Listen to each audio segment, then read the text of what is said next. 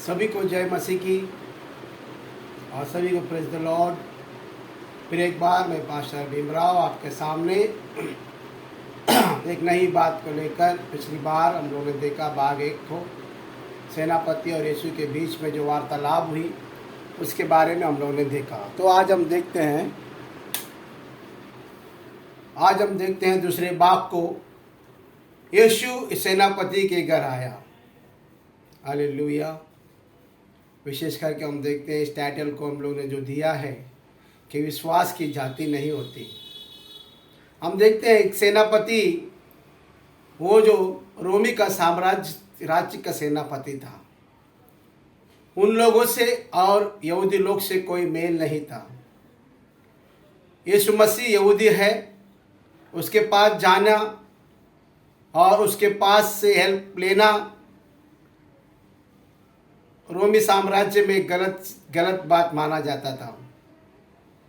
फिर भी इसकी परवाह ना करते हुए वो अपनी सिपाही के लिए वो यीशु मसीह के पास कुछ लोगों को भेजा था। इसीलिए प्रियो, यीशु मसीह के पास कौन सी भी जाति का क्यों ना हो, कौन सी भी धर्म का क्यों ना हो, हर एक के लिए यीशु मसीह मरा है। हर एक लोगों के पापों के लिए यीशु मसीह ने अपना बलिदान दिया है। हर एक लोगों के पापों को उसने उठा लिया है। यहाँ पर हम देखते हैं जब यीशु मसीह जब वो सेनापति के घर पर जा रहा था तो सिपाही लोगों ने, जो लूक 7:6 से हम पढ़ेंगे तो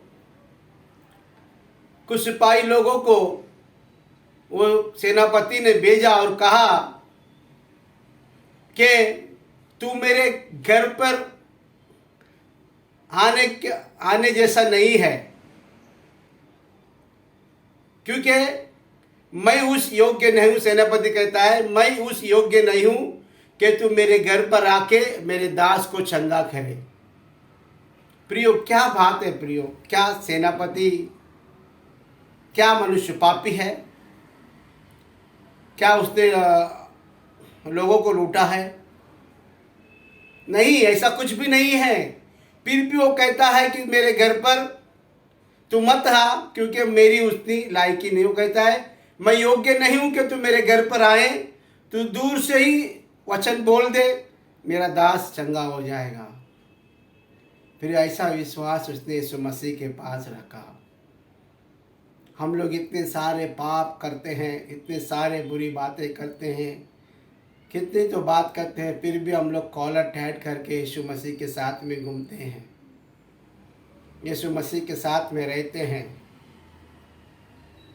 बाइबल बताती है, यीशु मसीह कभी जात धर्म कभी नहीं देखा उसने। जो भी उसके पास आया उसको उसने चंगा किया। जो भी उससे मदद मांगा वो मदद को उसने दिया कर हम बाइबल में देखते हैं। जब वो सेनापति ऐसा यीशु मसीह को कहता है तो यीशु बहुत ताजुब हो जाता है। अरे, मुझे बुलाया है, फिर वो कहता है कि मेरे घर पर मत आ। इसका मतलब सेनापति यीशु मसीह के सामने अपने आप को बहुत छोटा समझ रहा है। यीशु मसीह के सामने सेनापति क्या कर रहा है? बहुत छोटा समझ रहा है। आज हम लोग यीशु मसीह से बड़े समझते हैं अपने आप को। हमारा जीवन यीशु मसीह के ऊपर बनने को हम लोग देखते हैं। परमेश्वर कहता है, सेनापति दीन बना। जब मनुष्य दीन बनता है ना प्रियो, तभी जाकर हकीकत पता चलती है कि कौन क्या है। अपने आप को अगर जांचना है ना तो सबसे पहले दीन बनना जरूरी है। सेनापति इस बात को भूल गया कि वो सेनापति है। उसने जब यीशु को देखा तो वो एक नॉर्मल मनुष्य की तरह उसके सामने बोला कि प्रभु, तो मेरे घर पे मत आ, क्योंकि मैं इस योग्य नहीं हूँ। उसने क्या की? यीशु मसीह की बढ़ाई की। प्रियो, आज मनुष्य की सृष्टि और परमेश्वर ने जितने भी दासों को चुना है, जितने भी विश्वासियों को चुना है, जितने भी अच्छे लोगों को चुना है, ये सारे लोगों को परमेश्वर उसकी महिमा के लिए इस्तेमाल कर रहा है।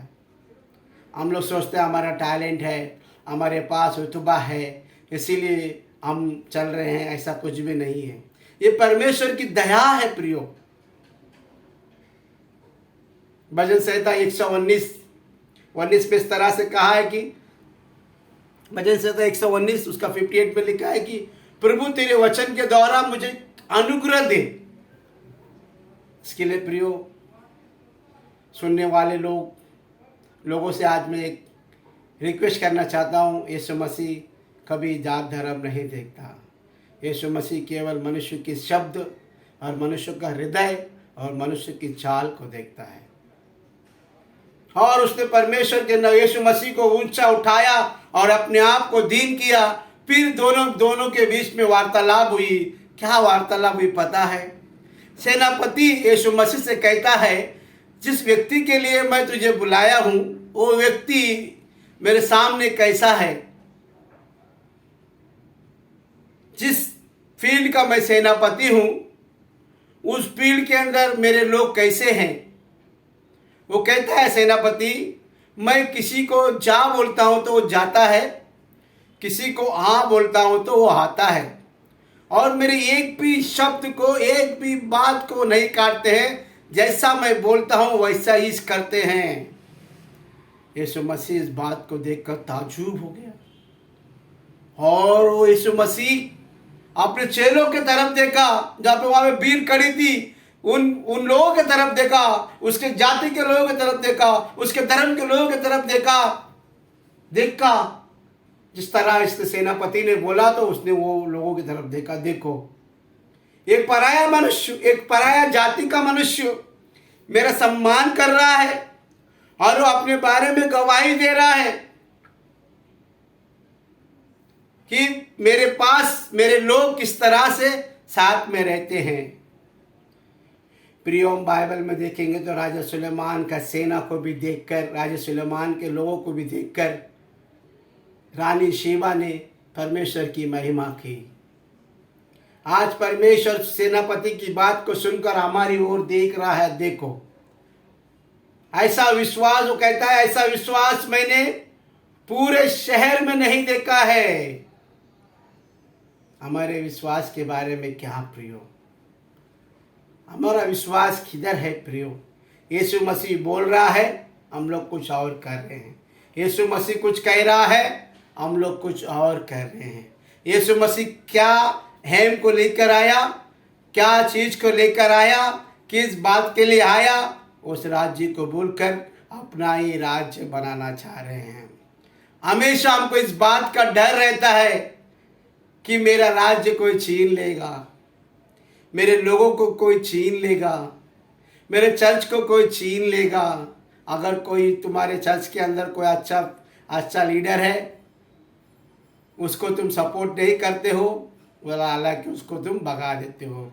अच्छे काम के जगह में तुम्हारे से अगर कोई आगे जा रहा है तो उसको सपोर्ट नहीं करोगे, उसको तुम गिरा दोगे।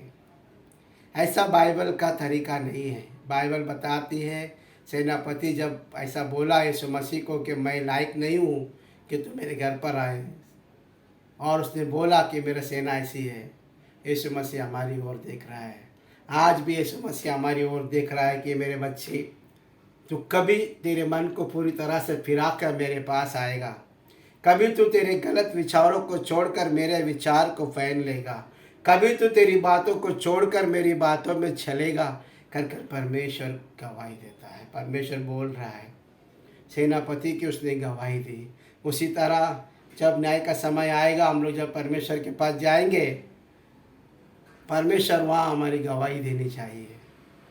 फिर इसीलिए अपने आप को सुधारो, अपने आप को बनाओ, प्रार्थना करो, विश्वास करो कि परमेश्वर का राज्य सिद्ध हो जाए। परमेश्वर का राज्य सिद्ध करना ही हमारा एक लक्ष्य होना चाहिए। लेकिन परमेश्वर का राज्य सिद्ध करने का मतलब ये नहीं कि हम दूसरे जाति के लोगों को नीचा दिखाएं, मनुष्य जाति से हम लोग मतभेद करें, भेद करें, लेकिन सबसे प्यार करो, क्योंकि परमेश्वर कहता है प्यार ही सच्चा परमेश्वर की कोच है। आमीन। इसीलिए सेनापति जातिवाद को छोड़कर यीशु मसीह के पास आया। यीशु मसीह भी इसको सोचा नहीं, उसके पास आया।